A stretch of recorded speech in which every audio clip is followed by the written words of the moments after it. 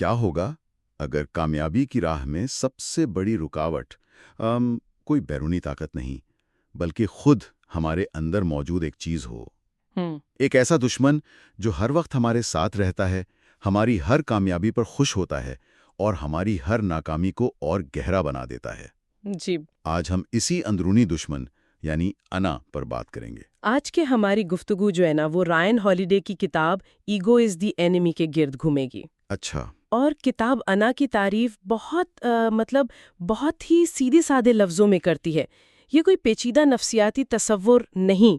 تو یہ کوئی بہت گہری سائیکالوجی نہیں ہے؟ نہیں، بالکل نہیں۔ آسان لفظوں میں کہیں تو یہ بس اپنے آپ کو ضرورت سے زیادہ اہم سمجھنے کی بیماری ہے۔ یہ تکبر ہے، خود غرضی ہے، اور یہ ہمارے اندر کا وہ ضدی بچہ ہے جو چاہتا ہے کہ ہر چیز اس کی مرضی سے ہو۔ بالکل، اور یہ دشمن اس لیے خطرناک ہے کیونکہ یہ ہر روپ میں ہمارے سامنے آتا ہے۔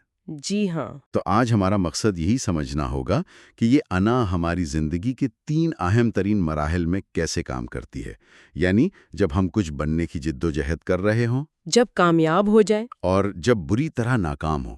تو چلیے اس کی گہرائی میں اترتے ہیں۔ تو شروعات کرتے ہیں پہلے مرحلے سے، جب ہم اپنے کریئر یا کسی مقصد کے بالکل آغاز میں ہوتے ہیں۔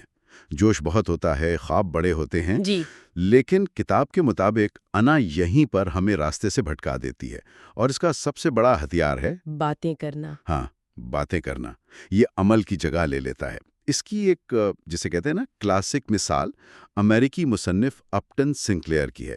اچھا، 1934 میں وہ کیلیفورنیا کے گورنر کا الیکشن لڑ رہے تھے۔ الیکشن سے پہلے ہی؟ جی ہاں، انہوں نے ایک کتاب لکھ ڈالی۔ الیکشن سے پہلے؟ جی ہاں، اور عنوان تھا میں کیلیفورنیا کا گورنر اور میں نے غربت کیسے ختم کی۔ کمال ہے، یعنی انہوں نے کتاب ماضی کے صیغے میں لکھ دی۔ جی بالکل، جیسے وہ سب کچھ کر چکے ہوں، جیسے کہ کامیابی کا جشن پہلے ہی منا لیا ہو۔ تو پھر نتیجہ کیا نکلا؟ نتیجہ بڑا دلچسپ نکلا۔ کتاب تو بہت بکی، لیکن وہ الیکشن تاریخ کی بدترین شکستوں میں سے ایک سے ہارے۔ ان کی باتوں نے ان کے عمل کو کھوکھلا کر دیا، اور آج کے سوشل میڈیا کے دور میں تو یہ چیز اور بھی زیادہ نظر آتی ہے نا؟ بالکل، ہر کوئی اپنے بڑے منصوبوں کا اعلان کر رہا ہوتا ہے۔ جی، باتیں کرنے سے ہمیں کامیابی کا ایک جھوٹا احساس مل جاتا ہے، اور دماغ وہ کیمیکل ریلیز کر دیتا ہے جو اصل کام مکمل ہونے پر ملنا چاہیے۔ صحیح۔ جیسا کہ فلسفی کیرکی گارڈ نے کہا تھا کہ جو خیال ابھی سوچ میں ہو اسے بیان کر دینا وہ عمل کو کمزور کر دیتا ہے۔ یہیں پر کتاب ایک بہت گہرا سوال اٹھاتی ہے، کیا ہمارا مقصد کچھ بننا ہے یا کچھ کرنا ہے؟ امریکی فضائیہ کے ایک بہت بڑے حکمت عملی کے ماہر تھے، جان بوائڈ۔ وہ اپنے شاگردوں کو سمجھاتے تھے کہ زندگی میں ایک وقت آتا ہے جب آپ کو 2 راستوں میں سے ایک چننا پڑتا ہے۔ بالکل، ایک راستہ ہے کچھ بننے کا، یعنی عہدہ، شہرت، پہچان حاصل کرنا۔ اچھا۔ اس راستے پر آپ کو سمجھوتے کرنے پڑتے ہیں، لوگوں کو خوش رکھنا پڑتا ہے، اور اصولوں کو ایک طرف رکھنا پڑتا ہے۔ آپ ایک کلب کا حصہ بن جاتے ہیں۔ اور دوسرا راستہ؟ دوسرا راستہ ہے کچھ کرنے کا۔ اس میں شاید آپ کو فوری طور پر کوئی بڑا عہدہ نہ ملے، لیکن آپ ایک بامانی کام کرتے ہیں، اپنے اصولوں پر قائم رہتے ہیں۔ یہ بہت بہت مشکل انتخاب ہے۔ اور یہ آج کی دنیا میں تو اور بھی مشکل ہے، ہر طرف پرسنل برانڈنگ اور انفلوئنسر بننے کا کلچر ہے۔ بہت مشکل، لیکن یہی تو انا کا امتحان ہے کہ آپ کا مقصد اپنی ذات ہے یا کوئی بڑا مشن۔ فریڈرک ڈگلس کا ایک قول ہے کہ انسان جس کام میں لگتا ہے وہ کام اس پر اثر انداز ہوتا ہے۔ یعنی آپ جیسا کام کرتے ہیں ویسا انسان بن جاتے ہیں۔ بالکل، اگر آپ صرف شہرت اور عہدے کے پیچھے بھاگیں گے تو آپ اندر سے کھوکھلے ہو جائیں گے، لیکن اگر آپ کا مقصد کچھ بڑا کرنا ہے تو آپ خود بھی ایک بہتر انسان بنتے جائیں گے۔ عاجزی بہت ضروری ہے، اور عاجزی کا ایک مطلب یہ بھی ہے کہ آپ ہمیشہ خود کو ایک طالب علم سمجھیں۔ مجھے میٹالکا بینڈ کے گٹارسٹ کرک ہیمٹ کی کہانی یاد آ گئی۔ ہاں، وہ ایک بہترین مثال ہے۔ جب انہیں میٹالکا جیسے بڑے بینڈ میں شامل ہونے کا موقع ملا تو کوئی بھی سوچ سکتا تھا کہ بس میں پہنچ گیا۔ جی بالکل۔ لیکن انہوں نے ایسا نہیں سوچا۔ انہوں نے فوراً اس وقت کے سب سے مشہور گٹار گرو جو سٹریانی سے سبق لینا شروع کر دیا۔ ان کی انا نے انہیں یہ نہیں کہا کہ اب تمہیں سیکھنے کی کیا ضرورت ہے۔ انہیں احساس تھا کہ سفر ابھی شروع ہوا ہے۔ یہ ہمیشہ طالب علم رہنے کا رویہ اسے اپنی زندگی میں کیسے اپنایا جا سکتا ہے؟ مارشل آرٹس کے ایک چیمپئن ہیں فرینک شیمراک۔ ان کا ایک بڑا دلچسپ نظام ہے جسے وہ پلس مائنس ایکول کہتے ہیں۔ پلس مائنس ایکول، یہ کیا ہے؟ یعنی آپ کی زندگی میں ہمیشہ کوئی ایسا ہونا چاہیے جو آپ سے بہتر ہو، جس سے آپ سیکھیں، یہ ہوا پلس۔ صحیح، کوئی ایسا ہونا چاہیے جو آپ سے کم تجربہ کار ہو، جسے آپ سکھائیں، وہ مائنس، اور کوئی آپ کے برابر کا ہونا چاہیے جس سے آپ مقابلہ کریں، یعنی ایکول۔ واہ، یہ تو بڑا متوازن نظام ہے۔ جی، یہ نظام یقینی بناتا ہے کہ آپ کبھی بھی سیکھنے کے عمل سے باہر نہ ہوں۔ علم کا دکھاوا جو ہے نا، وہ ہماری ترقی کا سب سے بڑا دشمن ہے۔ اور جب تھوڑی سی کامیابی مل جائے تب تو یہ دکھاوا اور غرور اور بڑھ جاتا ہے۔ اوہ بالکل۔ بینجامن فرینکلن کی جوانی کی کہانی اس کی بہترین مثال ہے۔ جب وہ فیلاڈیلفیا میں کچھ کامیاب ہو کر اپنے آبائی شہر بوسٹن واپس آئے تو وہ غرور میں تھے۔ بالکل، وہ اپنے نئے کپڑوں، اپنی گھڑی اور جیب میں موجود پیسوں کی نمائش کر رہے تھے۔ وہاں وہ ایک بزرگ دانشور کاٹن میتھر سے ملنے گئے۔ جب وہ ایک تنگ گلی سے گزر رہے تھے تو میتھر نے اچانک چلا کر کہا، جھکو جھکو۔ اور فرینکلن نہیں جھکے ہوں گے۔ وہ اپنی اکڑ میں چلتے رہے اور ان کا سر ایک نیچی شہتیر سے بری طرح ٹکرا گیا۔ واہ، یہ تو عاجزی کا کتنا زبردست سبق ہے، اور وہ بھی ایک شہتیر سے ٹکرا کر چلو تو بہت سی ٹھوکروں سے بچ جاؤ گے۔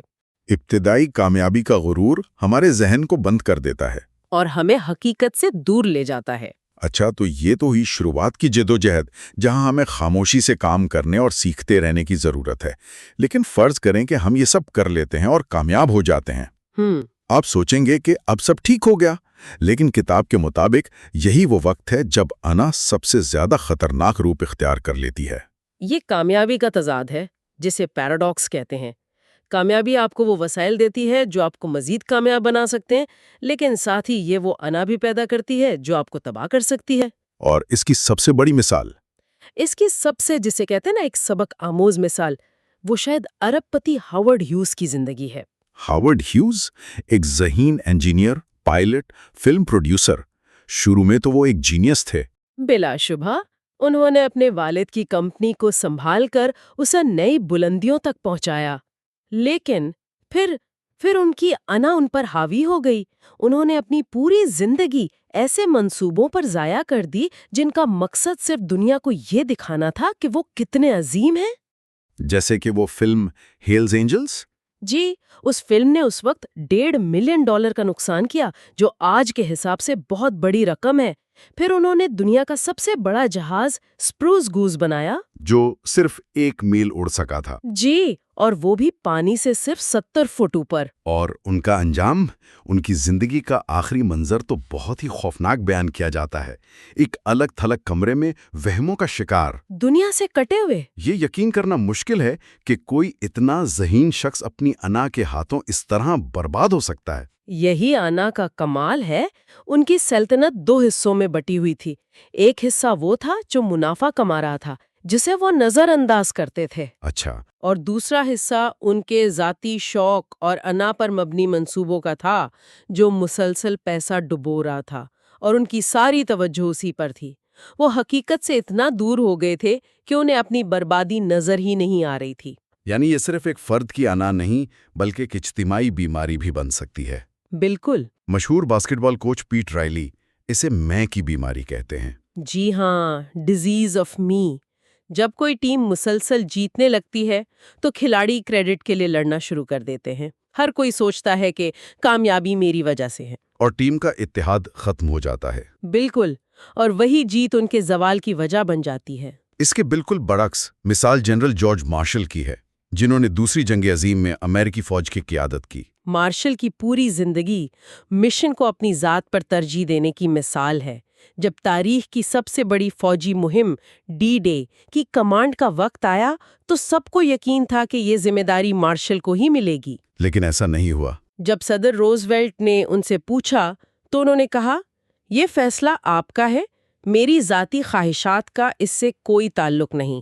وہ چاہتے تو یہ تاریخی عزت حاصل کر سکتے تھے، لیکن انہوں نے مشن کی کامیابی کو اہم سمجھا۔ یہ کمانڈ پھر جنرل آئزن ہاور کو ملی۔ کامیابی کے نشے میں ہوش و حواس برقرار رکھنا شاید سب سے مشکل کام ہے۔ جرمن چانسلر اینجلا مرکل کی مثال بھی اس سلسلے میں بہت دی جاتی ہے۔ جی، وہ اتنے سال اقتدار میں رہیں لیکن ان پر کبھی طاقت کا نشہ چڑھتا نظر نہیں آیا۔ ان کی شخصیت میں ایک ٹھہراؤ ہے، وہ سادہ ہیں، معتدل اور حقیقت پسند۔ ان کے بچپن کا ایک قصہ بھی ہے۔ جی، کہ وہ سوئمنگ پول کے ڈائیونگ بورڈ پر کھڑی تھیں اور چھلانگ لگانے سے پہلے انہوں نے تقریباً 1 گھنٹہ سوچنے میں لگا دیا۔ نہ غیر ضروری بے باکی، نہ خوف، بلکہ ایک سوچا سمجھا فیصلہ۔ یہی رویہ طاقت کو سنبھالنے کے لیے ضروری ہے۔ بالکل، ایک زین فلسفی تھے زوئی گان، جو روز خود کو پکارتے تھے ماسٹر، اور پھر خود ہی جواب دیتے جی جناب، پھر کہتے ہوش میں آؤ اور جواب دیتے جی جناب۔ یہ خود کو حقیقت سے جڑے رہنے کی ایک مشق تھی۔ کامیابی ایک امتحان ہے، لیکن شاید کردار کا اصل امتحان تب ہوتا ہے جب ہم ناکامی کا سامنا کرتے ہیں۔ یہ زندگی کا تیسرا اور سب سے مشکل مرحلہ ہے۔ اور انا اس مرحلے کو جہنم بنا سکتی ہے۔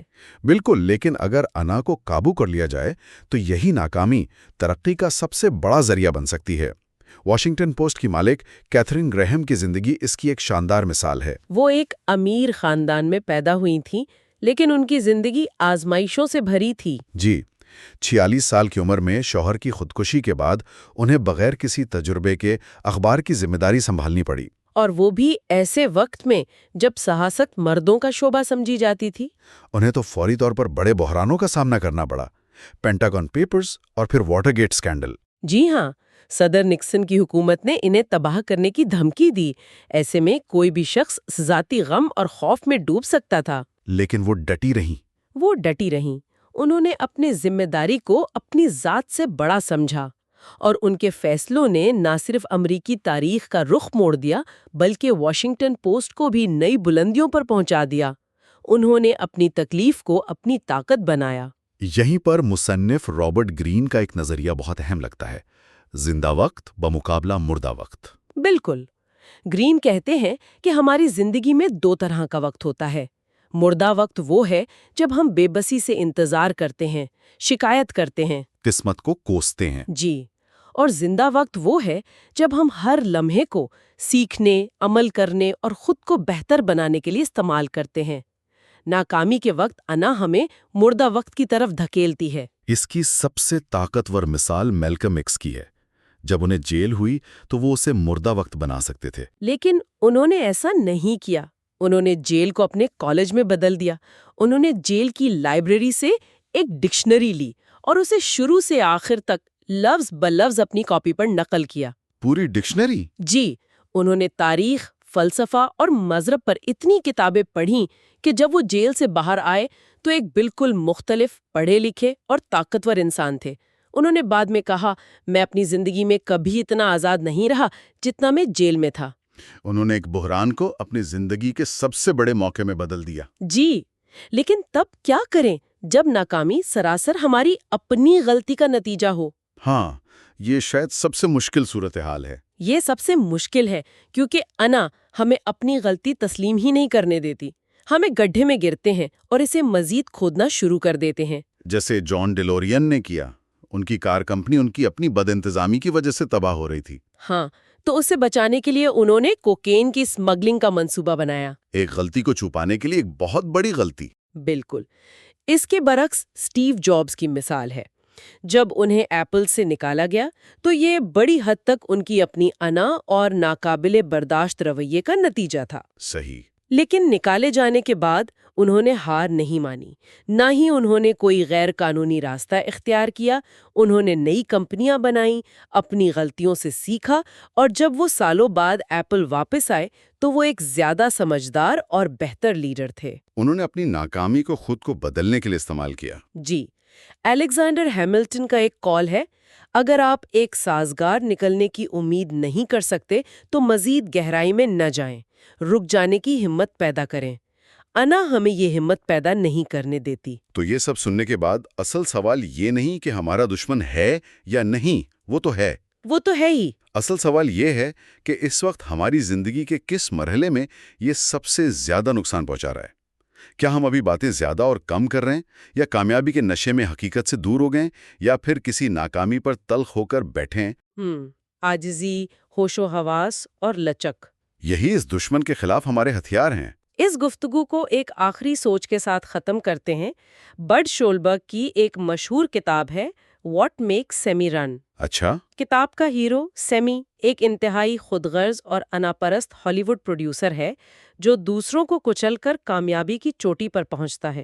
کتاب کے آخر میں کہانی سنانے والا سیمی کو اس کی کامیابی کی بلندی پر دیکھتا ہے اور اسے ایک خوفناک احساس ہوتا ہے۔ کیا احساس؟ اسے احساس ہوتا ہے کہ سیمی کی سزا مستقبل میں کسی ڈرامائی زوال کی صورت میں نہیں آئے گی۔